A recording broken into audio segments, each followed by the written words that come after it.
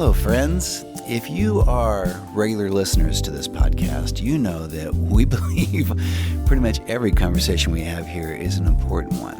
But today's conversation is one that I believe is especially important. It's the kind of conversation I think you'll want to share with your friends. I think it's authentic and honest and maybe a little bit raw in some ways too. But I believe if you listen to it and listen to it all the way through, you will get something out of it that will benefit you and will encourage you. And you will leave this podcast feeling better than when you got into it. So let's get started, shall we? Let's join the conversation. This podcast is a presentation of Pioneer Dream, celebrating 30 years of moving stories for our corporate, nonprofit, and entertainment partners. Hello, all you dreamers out there, and welcome to the Dreamers Live podcast. We're so thrilled you are back here with us. It is going to be a great conversation today. How do you know that already? I just have this feeling Really? deep inside. Yeah, no, it is. It's going to be great. And that other voice, of course, is Anjanette. Hello. Hello. And we are back with you here in the Ville, coming from the center of the known universe and the Pioneer Dream Lair. Yes. And we're thrilled to be back. We just got back from a little trip to Austin. Yes. Austin, Texas. It was, some great people we met. Yes. Really So we cool. did a Dreamers Live down in Austin. And as you know, we can come and do a Dreamers Live with you in places that you live or congregate and just give us a little heads up and we'll see what we can work out. But yeah, if you've got a group and you want them to have this kind of experience like what we have on the podcast, or if you've been to one of our live events, we can come do that. So we just did Austin, Texas. There were about, 20 people there. Yeah, 20-ish, maybe a few more. It Our was a great friends, group. Shauna Mora. Shout out to Shauna Mora. Yes, man. What awesome hosts. They put on the dog, Oh, man. as we say. Yeah. They actually hosted it was like a cocktail party in their beautiful home. And we got to meet, I have some amazing and impressive friends, actually, who didn't brag about Oh, it, my but have all gosh. been, they're very accomplished and wonderful people. So it was Yeah. really neat to get to meet them. And of course, you know, Sean and Maura had just beautiful drinks and food. I mean, I think it was pretty fancy. What did you Yeah. think? Yeah, and if you've been listening to the podcast for a minute, you probably heard me reference Sean. Sean and I grew up together. We probably met when we were 13 or 14, and we've stayed connected that ever since. Yeah, And, you guys have. Yeah. Pretty awesome. Grew up through the high school years together and all that kind of stuff and have stayed together since then. And so, yeah, they're pretty amazing people. They and we are. have great conversations with them, and they took us to some fun places in Austin. Man, we had brunch. That was got our brunch on. It was Yeah. pretty. It was I'm like still not okay after that brunch. I'm still sleepy. Texas style. No, but it was really great. We were honored to be part of that, and it was really cool. So Yeah. we, you know, when you get back into town, it's kind of like, oh yeah, what is it we do here? So we've been kind of in that zone of getting Well, readjusted. this is a and- heavy concentration of dreamers this week. So we have within 7 days, yeah, we have 3 dreamers events, not including this podcast. So that's right. we did a Dreamers in Austin on Saturday. We'll do a Dreamers here in the Ville Mm-hmm. at Cooper Mill on Friday, and then we're doing a private Dreamers event Yes. on Saturday, another away game. So Yeah, anyway, it's gonna be fun. yeah, I'm really looking forward to each of those, and but I'm especially happy to be here today. You guys will probably never know in the audience world just how much we enjoy being with you through the podcast and what it means to us and what it means to sit across from each other and have these conversations, which is really cool too. So It is cool. thanks for being a part of that. And Yes. we will ask you again, but man, if you have a chance to share this podcast with other people, we would love that. We just want to include as many people in the conversation as we can in the process. So, And I do apologize if you hear me swallow. We are drinking a bit of an energy drink. There's supposedly a healthier one. This is not a commercial. I won't tell you the name that we were trying. until and they sponsor us, yeah. that'd be awesome. Yeah. Anyway, we try not to drink too many of those because word on the street has it they're not great for you. And we're like, dang it, another Yeah, thing we right. shouldn't do. Yeah. But anyway, today we're rolling Just one. found out that meth is bad. Now this too? Come on. I know. That was our weekend thing. Just kidding, everyone. Just but kidding. anyway, I apologize about the watermelon Well, flavor. you are a strong swallower to begin with. I am. Can people hear it? Let's test it. Let's see. Hold on. See Wait, how you ready quiet for I me? am. Okay. 3, 2. Yeah. Could you- Oh, man. Yeah.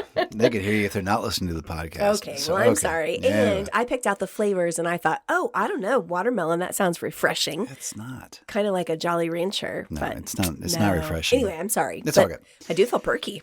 Yeah.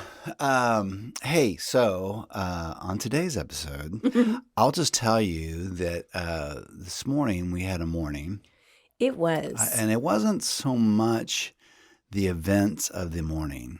It was more, and the events of the morning did contribute, and they were not helpful. But beyond that, there was this a bit of an undercurrent, which we've actually been in for off and on for a while. So it's kind of hard to describe. So I'll just kind of get into it. Oh, wow. Well, first off, it's been raining for about 17 days in a row. Yeah, So there's that. There's no rain happening right now. Yeah, it And, is impressive. Get your boats ready. It just yeah. keeps coming. We've got some potential flooding, so that's added to the to the fun. of it all. So we've had a series of, I don't know, a couple of days of just weirdness, and actually more than that, just off and on weirdness for a while. And within that weirdness, I know you and I know what I've been doing, but we have both been trying to meet the weirdness Head on. head on. So we Yes. keep trying to literally do all the right things. Yeah, well, I mean, you that's know? kind of what you have to do, right? Yeah. You can't And give so into we've the been weirdness. trying to read, and we've been trying to stay positive, and we've been trying to do this, and this, and then somehow Going to the gym, eating right. And but within all that, none of the things that typically work in these scenarios, or none of the things that typically help in these things, have really helped. We could certainly make things worse. I should say that. Yeah. But the things that you would help to kind of right your own ship just when really things feel off. haven't been. Yeah. You just feel pretty off and weird and all this stuff. And so we had a morning this morning. I'm glad that you've been feeling that way too, because I thought it was just me. Well, it has been just you, and then it got on me. No, I'm just kidding. Stop. Well, as we say, some days you're on the struggle bus. Well, and some days you're driving. Yeah. So today it all kind of hit, despite really making a valiant effort to do everything right. And things got involved with Evangeline, and she was doing her best, but things God bless. got She's south. a 13-year-old girl. It's a tough time. Things went south there, and this, that, and the other. And so I got to the office, and in my office, I have, of course, a desk. It's a standing desk because I'm that kind of guy. You are. And you And, actually kind of put it together yourself. Yeah, just a That's standing impressive. desk, which I sit at on a stool. But I had the intention of having a stand-up desk. You stand a little bit. And I have some really funky, cool furniture that I've had probably for now 20 or 25 years that someone gave us. And it's kind of all this funky mid-century modern Jetsons furniture. It's pretty funny. And I got in, and I just didn't have anything. I didn't have it to start To do the day. the day. You didn't have it. I Yeah. sat down on my little Jetsons chair, Okay. and it's like all the air was out of the room. Everything was kind of a shade of beige or gray or muted or whatever. Yeah, gray beige. And I just sat there and tried to be, I guess, as small as possible. I just felt like I was shrinking into the chair, Okay. and I just didn't have the energy to get up or go do something or to make things right or to try and push things to get right or whatever might help. I didn't have any of that. Yeah. I didn't have any of that strength or energy. And I was just trying to figure out, what this thing was I was feeling, why I was feeling it. Am I always going to be feeling it? Is anybody else feeling it? Is this on me? What is happening? Yeah. And in the process of that, I heard this word of what I was feeling. And words are important, like, for example, there are variants of things you can kind of go through. Like to me, I think about the word remorse. Like apologizing is one thing. Remorse is a completely different thing. Yeah. There's a big distinction there. Sure. So what I've been feeling, what I think we have been feeling is not just being down or not just being distracted or not just being tired or even depressed. Mm-hmm. The word that came to my mind or heart or whatever this morning was despair. Oh, that's a a heavy one. ass word, isn't it? It's a big word. Even it's not as long as depression. It's not as long as some other words you can. But even the word despair carries this weight with it, and so I've hung on to that, and then so here's how they define it. So if you look up despair, you can find it in different ways and different but it is an utter loss of hope. Whoa. The idea that things are not going to change. Yeah. So like despair is defined, this is what I picked up. It's defined as an utter loss of hope. It refers to a feeling of there is no hope and that one can do nothing to improve the difficult or worrying situation. So synonyms are despair of cinnamons of despair. I think some cinnamon could help. I'd do it, man. Cinnamon of despair. I'd smoke cinnamon right now if it helped. Smoke cinnamon. I don't want to start a TikTok trend and people just lose their brains. I know, right? Start smoking I don't know, cinnamon. It's fine. He went crazy. He was smoking that cinnamon again. They're smoking that cinnamon again. Oh, golly. Synonyms of despair include sadness, hopelessness, and misery. And fun words like that. The antonyms include hope and optimism. So to me, the takeaway was despair is literally the opposite of hope and optimism. Yeah. And you and I are two of the most optimistic people I know. I mean, you and I, that's kind of, we are devastatingly optimistic. It's annoying. Yes. Yeah, I know. We're normally the kind of people that would not turn off a baseball game in the ninth inning for hope that somehow you could make the 9 runs up and still win. Well, that's when it happens. Yeah, it always happens. Yeah. So despair, that's a big ass heavy word. And so I'll try and paint this picture. I think we've been in this place off and on for a couple of weeks. That there have been these islands of hope and islands of things that are encouraging and all that kind of stuff. And I don't want anybody to worry about. Well, I was going to say, I mean, what's interesting about, I think what we've been feeling is there's really nothing to constitute devastatingly circumstantial that would bring that feeling. Absolutely. I mean, there's nothing. Everything in our life points to happiness. Everything in our lives are good. You and I still love each other. We still live together. We're still married. Oh, good. We have this amazing daughter. She's succeeding and nearly all the things that she's trying to accomplish and all that stuff. We have a warm, wonderful home, and we get to do Dreamers and all that stuff. Yeah. So there are these little islands that we kept crossing over to. And that's what you remind yourself of. Yes, and then I think that part of it that's been that strikes at the hope chord a little bit is that the things that you would normally do to feel better, or that would bring you joy or whatever, those things are not in their current moment. I actually went to the gym an extra day today this morning. Right. Like I was like, that's when you go, you have a certain amount of days, you're like, okay, all right, I'm going to get some endorphins going. I'm going to, So when you're really trying. So then I thought, okay, so man, I don't understand. I mean, if anyone has the opportunity or the reason to be happy or joyful, it's me. And am I alone in this? Am I going crazy? Am I losing my brain? And the answer is yes, but not about this. So I did do some research, and it is stunning. Really? So in the last... So you sat on your little tiny Jetsons couch, made yourself feel as small as possible, as if you could disappear into the fake pleather and research despair. It's as if you might disappear, or you might transform into some inanimate object. You might just not be there. Yeah. It's that kind of weird place. And most of it is because the energy has left you. Yeah.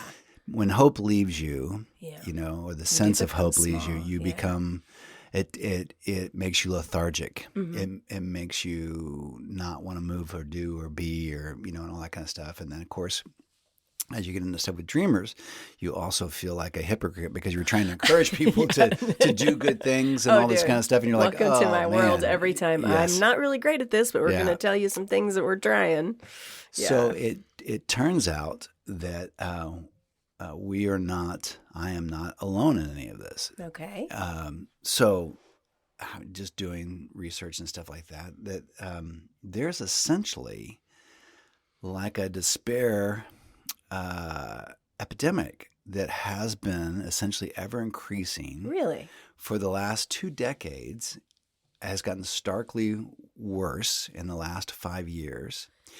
And what makes it unusual is that it is across the board worldwide. So you can say, well, America's going through a difficult patch right now. Right. And so there's a lot. Are really whatever. It's not that. But it's consistent between developed countries, aka America, and developing countries. Really? And it is bucking the trend. So they talk about normally happiness kind of runs a U-shaped curve. It's not hard to imagine. So when you're young and you're in school and you're doing all this stuff and you're making all these plans and you're doing all that kind of stuff and you're going through your 20s and all that stuff, those are your, that's the happy part of the up shape of the U. Okay. And then it begins to kind of swing down, and about the time you get our age, you hit the more challenging places in life. So your parents get older and maybe they struggle with health. Maybe your kids get older and they start to move out of the house. Yeah. Your career kind of gets to wherever it plateaus a little bit. And the excitement of building things isn't there. You kind of start to figure out, this is life. This is what things are. Yeah. And I thought it would be more. And so you're confronted with an awful lot by the time you get to, quote, midlife or the 50s or whatever that is. Yeah. And so then maybe your kids begin to have successes of their own, or maybe they get married and have kids or whatever, and your parents probably move on. And so that's not quite the burden it was before. And then you have all this freedom and stuff. And so there's another upswing in happiness after you get past this little place. And but what they're finding is that you is now starting to flatten out, and in a significant way. And even people in their 20s are starting to have this, especially women. Yeah. And it's really hitting all these people groups together, but there are some that are really struggling even more than others. So it's not a socioeconomic divide. There aren't any factors that's what's so weird about it. People that went to college versus those that didn't. Okay, that's interesting. Yeah, and so but women get hit harder. Yeah, and then and then also in this increase is what they call despair deaths, or death of despair. Oh my gosh, this is terrible. This is what you did this morning? Yeah. Well, I was in a Maybe you should have gone to the gym. So this thing where, essentially despair deaths are things where, of course, there's suicide, and that's an obvious thing, but it's also people who end up dying because of increased uses of alcohol, so cirrhosis of the liver and that kind of stuff, or because of mismanagement of medications, or because they get on hallucinogenics and all those kinds of things. So trying to combat some of these feelings. Yeah, this thing has become such a big deal that in 2021, despair deaths, or death of despair, became the 5th leading cause of death in the U.S.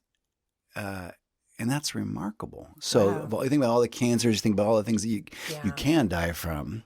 Heart attacks, or what they call them now, heart events. It's like, it's not an event.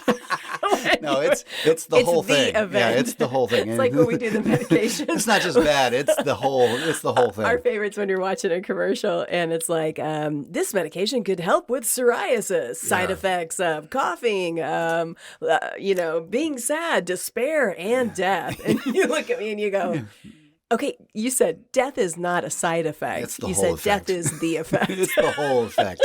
Yeah, if you die, that's the whole effect. You're out. Oh my gosh! I'm like, I don't think I'll just keep my psoriasis. So it's all the things that are wrapped up in despair, but that's become the 5th leading cause of death in America, which I think goes hand in hand with the loneliness epidemic and all that kind of stuff. But I've really been trying to figure out some common ground. What are the things that we have in common across the globe, across the world, that even if you're in a developing country, like America, we we score low on these studies normally anyway. So the happiness studies and contentment studies and all that stuff, just based on who we are as a nation and our priorities and where we've gotten to, we find this a lot. So even though we have more medical attention than we've ever had in our lives, we have more medical information, we have more technology, and in so many ways we still have a greater increase of wealth and finances than most other countries in any other period in time. A lot of people would say statistically that we're safer than we've ever been. So we have, like every leading and single factor for contentment, happiness, joy, whatever that is. And yet across the globe, we are meeting this thing at the same way, at the same time. And I find that really, really, really interesting that we're going through that. This is a bummer.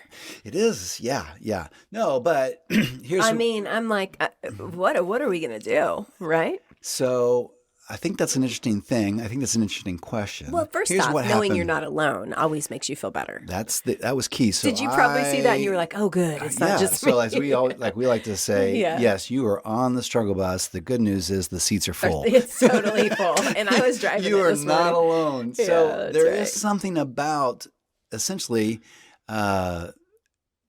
this concept that it's not personal. It is despair. It is hopelessness, but it's not personal. Right. So you are not broken because you are experiencing this thing. You are not alone because you're experiencing this thing. That this is apparently in this moment in history, something that is a very human experience that we are all facing at the same time. And there's a perverse joy, I think, in knowing that everybody else is failing or struggling or hindered in the same way that you are, that I am. Yeah. So, yes, there is something that is happening. There is a wave, there's a sonic thing that's happening, there's a vibe, there's a vibration, however you want to look at that deal. There is something that is happening for us as humanity. Yeah. And so we are having to consider what that is and what that means. But the reality is we are facing this together. And the fact that we're facing it together, I think, also gives us a certain level of hope to say, oh, okay, well, if many of us are confronting this, then that means many of us will also be looking for solutions and ways to adapt and ways to approach and all that kind of stuff. And so... and ways to be honest about it. Yes. And so I don't know, I cannot answer why we are facing this across the globe. A lot of people would say, well, we've lost a spiritual connection, but you and I have a spiritual connection. So it's interesting. Like when I think of all the things we would tell people to do, like we're doing them. Yeah. Right. But so I do think there are some steps that we can take in this that can help. Good. And, so part of that, I think, is the acknowledgement. Something feels off. Something feels funky. Sometimes I think it's taken until today for me to kind of become conscious of what I was feeling and become conscious of what I was experiencing. And so seeing that, hearing this word in my mind or heart of, essentially diagnosing what I was experiencing or feeling as despair, that helped to an extent. And then realizing that other people were experiencing this too, that helped a great deal. Sure. So we know. So admitting that that's what's happening, admitting that you're in that place, being aware of it, even if you feel like somehow, but the fact that you're experiencing this would make you feel like you're failing somehow. You're not failing. Or what like you say, my gift is to feel guilty. So I would say, that's a lot of the conversations I'm just not trying hard enough. Yeah, I'm not and also doing just good I enough. have so much, and I know that, and I get up every day and I express that gratitude. Yes. And I have it really, really good, compared to a lot of people, but sometimes that doesn't fix it. I will tell you that in looking at this and thinking about this and working through it personally, over the last couple of weeks, and then again, and especially today, that the mere understanding of what was happening gave me a great deal of relief. It was like this huge weight got lifted off of me, and I could breathe again. And I felt really relieved. And that was a wonderful thing. That's good. It did crack me up this morning when we met for coffee on my way back from the gym and your small sitting session. And it was really funny because I said, I was finally willing to admit, because sometimes we will try not to tell each other when we're feeling down. Yes. Because I don't want to be contagious. I don't want to bum you out. Like, right. You know, I mean, because you could easily say to me, man, everything's great. What's your problem? Yeah. You wouldn't do that. But my point is, and so finally at coffee, I was like, I'm sorry. Like, I don't know what happened this morning, but I'm not doing so good. And then you said, well, I want to talk about some encouraging insights I've had. And I was like, well, let's do it right now. And you were like, no, wait until the podcast. And I was like, seriously. I can't waste this on you. I got to get this in the Dreamers podcast. We seriously cannot talk about this right now. And so I had to continue to have a crappy morning till now. No, I'm kidding. Well, so I think the key is admitting this is what you feel. And that you're not a failure for feeling it. Yeah. I think the other key and what we're finding is to do the exact opposite thing of what you're feeling in the moment, which is lethargic and let's quit and let's stop and let's get as small as we possibly can and become inanimate. And have 7 martinis and 2 pizzas. Yeah, because it's not working. I mean, you and I love beverages and but all I can tell you is the beverages aren't working. They're not changing any of the experience. I love beers, and to me, there's no better high than a couple of beers because you're just there and you're joyful and you're having a good time and you're relaxed and whatever. And so I really enjoy all that. Yeah, but the beers aren't working. Yeah. And the alcohol's not working. And I say that someone really loves all that stuff. And I love the culture of it. The chocolate's not working. Food's not working. Chocolate's not working. So I think another thing we can do is we have to go against how we feel, and that is to get up and move. Yeah. We have to get outside. We have to get into the vitamin D. We have to not stay home alone and just sit in a chair and think about how horrible things are and how small can we get and how if I just sit here and don't move, maybe no one will see me. You know, whatever those things are. We have to get out of that. Yeah. We have to physically move. You have to get in the sunlight. Mm-hmm. You have to be in that spot. To me, related to that is you really have to get off the phone. Oh yeah. There's something about the micro world of the phone that is incredibly depressive. And so I've just noticed this. You and I have chosen to be on social media less. We've talked about that a lot on this podcast and gone through all that stuff. But I have just noticed it's been very difficult for me to do some of the things that normally help me, like reading and all that kind of stuff. And there's this junk food candy of being on the phone for whatever reason. There. Yeah, and even if you're just playing Sudoku or whatever. Whatever it is, it's just a little microcosm world that seems at whatever level to be adding to the oppressive nature of that, the hopeless nature of it. It's so interesting because and I don't know if it's because it's repetitive and we're seeing the same post and the same arguments and the same things over and over again or what. But I mean, there is something about that technology. I mean, I've always been one where, and I know this is odd to some people, but I can't watch a lot of TV. Like, this does not make me holy or good. No, I know. In fact, it bums me out. But if I go into a room and we don't do this at our house, and there's just a television on, whether it's a waiting room or you're at someone else's or a relative's house, and it's just on like a security blanket, there is something about that fake world that's happening that just sucks the life out of me. And I've always felt that way. I don't even like it on without sound. I'm like, and so there's something about the phone that has that soul sucking power too. Even if you're just texting friends, which is a good thing to stay connected. But, or playing a solitaire or whatever it is. Right. I think it's going to be a little micro break from the way you feel. Yes. And somehow it compounds it. Yeah. It's really interesting. Well, so funny about the TV thing, man. We had a thing maybe 2 weeks ago or something like that where it was like a Saturday afternoon or Sunday afternoon. And I got alone time on the TV. I could watch whatever I wanted to watch, and I was like, oh my God, what are the things I've been waiting to watch? What's one movie I've wanted to see and I haven't seen it yet because no one else would like it and I would like it and this, that, and that. And I sat there and just literally nothing sounded good, and I just kind of bounced through about 4 things, watched about 5 or 10 minutes of each thing, and I just thought, I don't want this. This is not what I want.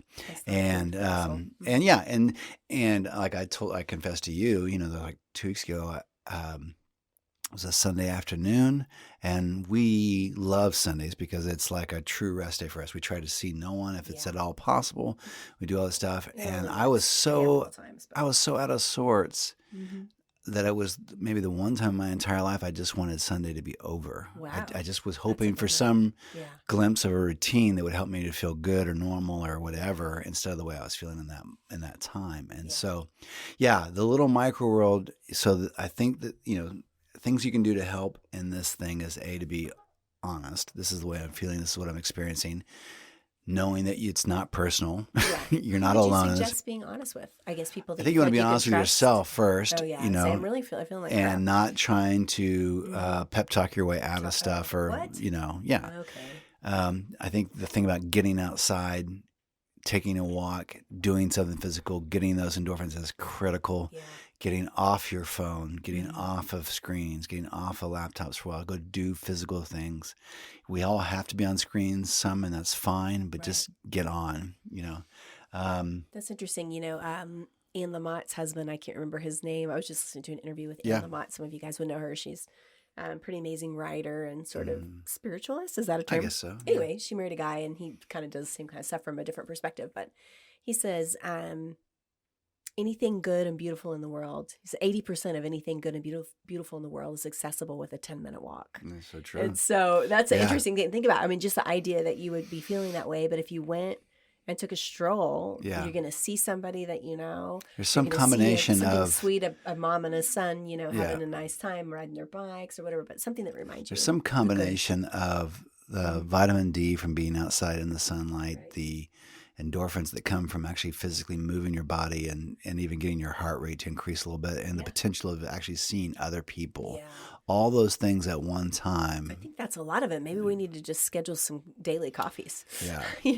People you can trust. I think the other thing you can try and do, and this is kind of goes back to, being honest with yourselves, but to try and put into words what it is you're experiencing, what it is you're feeling, what are the things that are troublesome and bothersome. And you and I have had some potential to do that. Like we were coming back from Austin, and normally a drive for you and I is, that's a great time. We talk about a lot of stuff.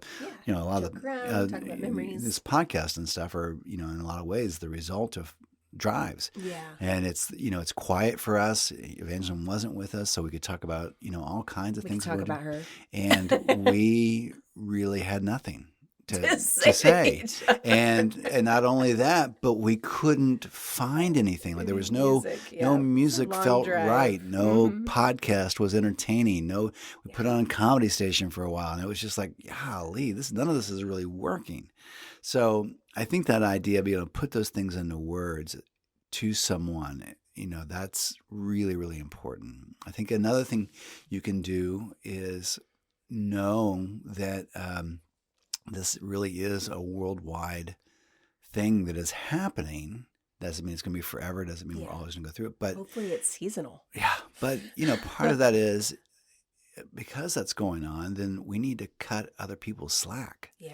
Other people are experiencing the same uneasiness or the same restlessness in this thing that you and I are feeling. So true. And so there's a good chance they're going through this, and that's why they're behaving. They don't know how to put it in words, or maybe they're not conscious or aware of it yet. So let's give them some space in this process. Yeah. An extra encouragement. I like give them some slack. That's so great. It's such a colloquial. There you go. Right. Way to say offering people grace. Yes. Give them some slack. Yeah. I mean, the same way you'd want somebody to treat you. Yeah. If we've discovered that Evangeline has, feelings and experiences and emotions, some of which she's aware of, and a lot of them she's not. A lot of so subconscious feelings. So some of that might come out, and what would feel like teenage angst or frustration or anger or just being rude. But really, it's probably at a deeper level, she's experiencing something she can't quite put into words yet. Yeah. And probably needs a little bit of grace in that process. Absolutely. Well, and if you think about living in the same, we, for the most part, have a happy house and, we laugh.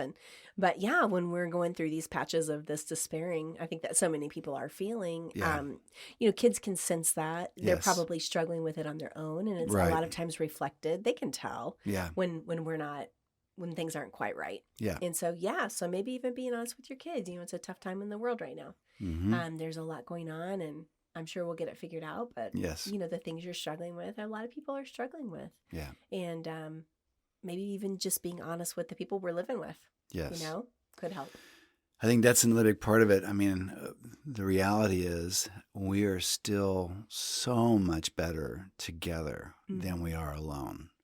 And even in these difficult things that we face, even though the tendency can be isolationism, that's a emotional or sometimes physical death sentence. We have to get out. We have to be with people. We have to make those arrangements. We have to connect. I'm with people now that are alone a lot, and I'm just telling you that their emotional and mental health is not the same. Yeah, it's interesting to watch. It's devastating. Yeah. It is just critical. And so it does take being intentional and proactive and doing inciting incidents where you tell someone you're going to be there or invite somebody to your house or commit to something, even though it's going to be painful and uncomfortable and all those kind of things. Yeah. Yeah. So you're saying maybe it's a time, if we're going to try to be proactive to help combat it. Yes. That we have to invite more people over, that we have to instigate more coffees, that right. we have to reach out to that. We talk about the concept of tribe, right. Just that group that is there. But if everybody's feeling this way, it's easy for everyone to shrink back. Yes. So maybe you have to be the one to say, all right, girls coffee Thursday. Everybody gets Let's together do this and thing. talk about some of this stuff. And it gets harder because you feel like you're no good to be around people. Don't you feel that way? Yeah. You just think, what do I have to offer here? I mean, but the truth is, it's in just being together, maybe sit outdoors at the coffee shop. Yeah, exactly right. And, making as many opportunities as we can to be together, I think could be part of the antidote. I think you're right. Another thing I've been thinking about lately is, and again, this is like the whole definition, the word choice that you make. I think there can be in a season like this, this almost trying too hard or kind of a toxic positivity. Like overcompensation. Yes. But then there's also gratitude. And to me, those two things are really, the difference would seem subtle, but they're really very different. And so I don't think you have to get in people's faces. I don't think you have to get loud. I don't think but the idea of acknowledging goodness or journaling gratitude or writing those things down or saying those things out loud, acknowledging that is such a critical thing, and acknowledging it out loud to other people. Yeah. So I think saying it out loud is important, and I've been trying to do that just in the past probably month or so. I think as this is kind of this wave of whatever we're going through is sudden. Right. I tend to be a little resistant to some of things like, oh, you should journal. And I'm like, I don't want to. Like, what's funny is some people I really love and respect do that. So I don't know why there's part of my personality that wants to fight off some of those things. But I was like, okay. I feel bad enough. I'm going to be trying a gratitude journal. And so, I just would write down a few of those things in the morning. But I think what I'm going to have to do is, actually tear out the sheet and carry it around with me during the day. Yeah. Because I'll think about it in the morning and when I'm reflecting and praying and, trying to get myself together, as we say.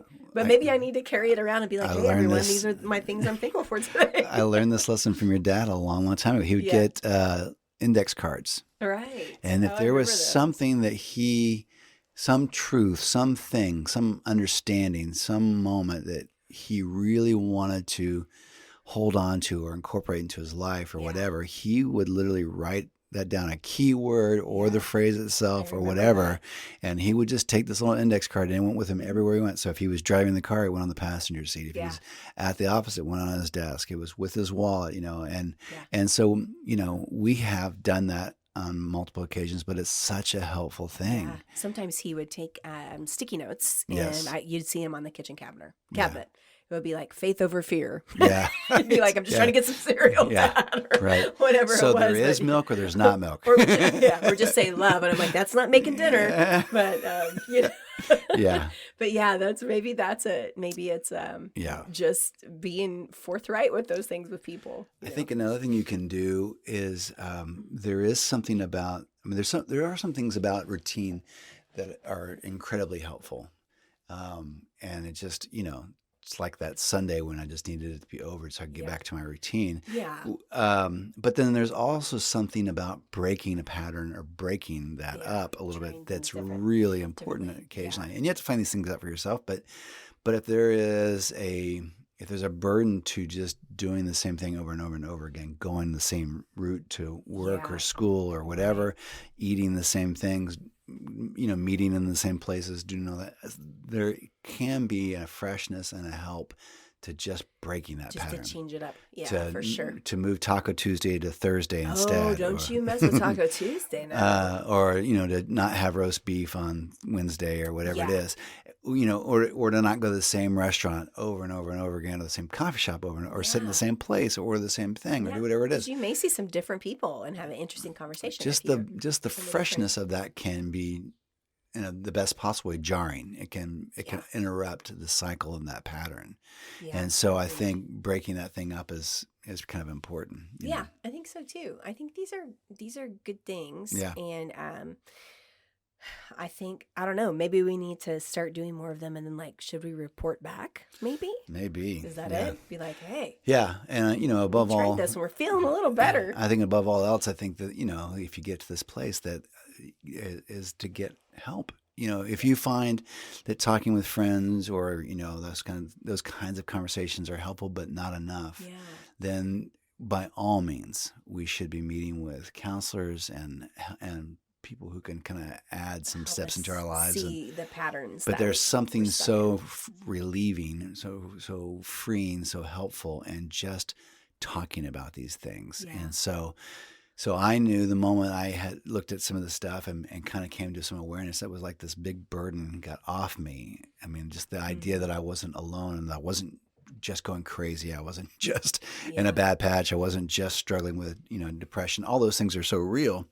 But the fact that this is something that a lot of people are struggling with in this moment in history, that brought a tremendous relief to me. The fact that there were people who were aware of this and were talking about, despair deaths and all that kind of stuff, that just helped me so much. And then I knew, and being able to have an open and honest conversation with you. Yeah. Not till the podcast. I didn't want to waste it on you.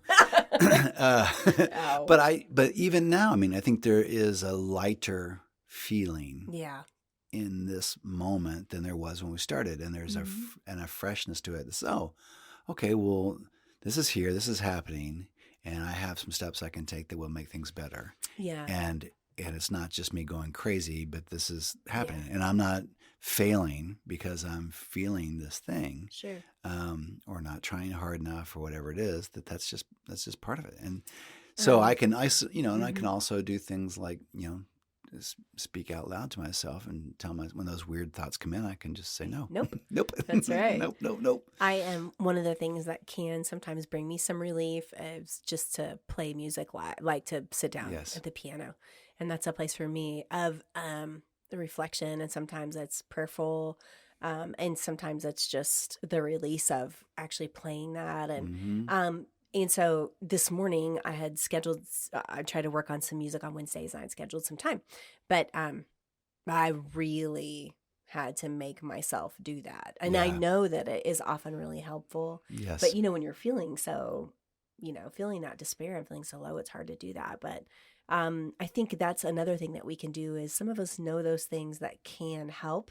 Yes. We know those better decisions, but we're going to have to make ourselves do them. And then I've got a lot of relief from that. I really did just right before we came in. But it's always easier to even check email or go on a screen or do something. I think that can help a lot of people. Even if you're not a musician, the idea of writing something, and maybe even writing it by hand and not just typing it, but I think it's the same physicality of what you're talking about, playing something. So just writing those thoughts down either what you're experiencing in a moment, but also what you're hopeful for in a moment, mm-hmm. also what is good in a moment. And writing those things physically down is the same consciousness and awareness, and also the physicality of like maybe playing music for you.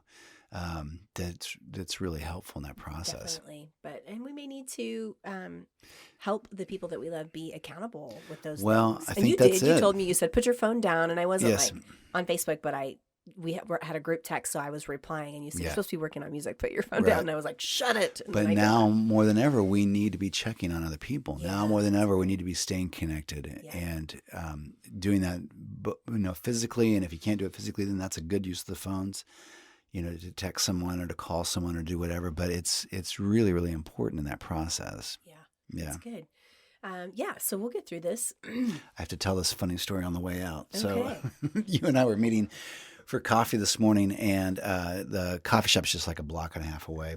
But it's been, like you said, it's just been raining like crazy. Dude, and so for like 17 days. I've been getting this habit when I get to the office, I have this little plug-in for my phone, and then if you turn the phone sideways, it becomes a clock. And so it'll just be on my desk as a clock, which is really nice. And I do my alarms and all that kind of stuff. And so it's right there. And when I was leaving, sometimes if I'm not really focused, I will forget my phone because it looks like a clock.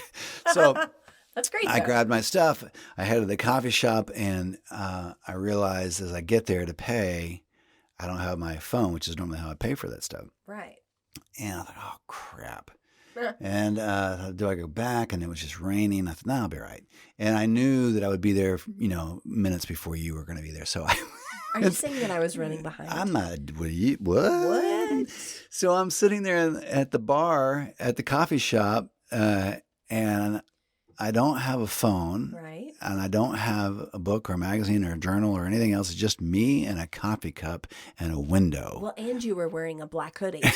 For the rain, yeah. So it looks like either I'm contemplating my own death, which you might happen, or considering, or I'm just overly depressed, or or that I'm like Putty from Seinfeld, just staring out into blank space. You want a magazine? No, I'm good. And I just thought Desperado. How weird it is in 2025 for someone to just sit with a cup of coffee and nothing else, while the rest of the coffee shop was just jammed with humans. And I'm the only one in that space without a conversation with somebody else or an electronic device. And I'm just sitting there, and people were just thinking, funny. What is this guy up to? Do we need to call the police? What's this guy up to? But that's what our awesome friend Maura, we were just talking about Sean and Maura from Austin, and they're really great people with a lot of really good perspective. But Maura actually she talks about, I can't remember the exact phrase, I feel bad, but talks about how because of technology, we really don't give ourselves just those moments to be and to think. And so you were probably enjoying it. Oh, I did. It was great. You looked like the Unabomber. I thought about all these things that we're talking about, right now. I thought about the relief I felt and figuring out that I wasn't the only one and I wasn't broken and all those kinds of things. Mm-hmm. I thought about and wonder what it is that this kind of thing would impact people in developed countries as well as developing countries. That's pretty fascinating. And why it doesn't have anything to do with finances or economics, and why it doesn't have anything to do with even religions and faiths, and why it doesn't have anything to do, whatever those things are. There's this thing that, for the last 2 decades has been ever increasing. And I thought about that. And then I thought about the things that we can do that are helpful in that process, like we've been talking about for the last several minutes. And so anyway, it was a wonderful time to not have that little micro world in my hand to look at and just to move on with stuff. Yeah. And I bet that it was kind of fun scaring some people too. It was. That was nice. Yeah. And then I wonder how many people think I'm listening in on them. And I was. I was listening. Yeah. Before we go, I'm assuming you're winding down. Sure. You kind of have that wind down feel. But I did want to say another special thanks to our good friends Sean and Maura in Austin. My gosh. They're awesome people. It's pretty cool when somebody trusts you enough to say, hey, here's our circle of closest friends. Right. A lot of them, as we said, are very successful, thoughtful people. And we're going to open our home and throw a party and bring you guys in to do whatever it is you do. Right. And then it was really some really good, meaningful connections that I hope will continue. And it was just really brave of them to do that, and very kind and generous. So we love you guys. Appreciate it. Well, not just that, but then, we have 2 events, 2 of the 3 Dreamers events this week are 2 different cases where someone is essentially vouching for us. So Shauna Moore asked these people to show up to their place. And these people didn't know us from Adam. So can you please come to our house on a Saturday and come hear my friends who you don't know talk about things. You have no idea what they're going to talk about. And it was in Austin, and we're from Oklahoma. Yeah, so that had to not and then be try and convince them we weren't going to try and sign them up for something or sell them something or do all. And so we have 2 of those things this week where people are just, they love Dreamers or love us enough that they think other people need this. And so I'm just going to do this, and I know my friends will get it when it happens. And Saturday will be sort of the, I guess, entertainment. I'm doing some music before, and you're doing one of your little talks. One of the little talks, Just kidding. It's regular size. Quite adequate. Anyway, for the birthday party. And this person's bringing in some of their friends from across the country. Vouching for what we do. I think this is good, because I think, our goal with what we're doing is in our little corner of the world to try to hopefully affect some positive change in culture. Yes. And I think people are becoming more aware and willing to talk about some of this stuff. Oh, man. And I think that's what the last couple of events say. Yeah. And this is good, because that's exactly what we all need in this time. So. Absolutely. And that wasn't a plug to say, please have us to your group. Please. But hey, please do. Yeah. And please share this podcast. I think this will be helpful to other people. And I really hope that you listening to this, you feel better. That that maybe there are some things that are happening inside of you. Maybe you weren't fully aware of them. Maybe you were not trying to talk you into despair. But no, please, if you're feeling good, if you're having a great time, don't worry about it. Just skip and go to the next one. Right. No, but I think a lot of people are feeling this, and maybe on a subconscious level, and so maybe creating some awareness of this will help, and we can all do better, and we can all check on each other, and we can all stay connected. Absolutely. If this episode spoke to you, do share it with your friends, specifically a friend that may come to your mind or heart after hearing this conversation. Send this one to them and say, hey, let's listen to this, and then let's go get coffee or go get a beer and talk about it. Yeah. Be good. We can't tell you how much you mean to us and how much we love being a part of this conversation with you and what this community means to us. And so you are a highlight for us, and we love you, and we're grateful for this. So we'll be back again soon. Yes. And keep tuning in and keep sharing the Dreamers Live podcast. We'll see you soon. Peace out.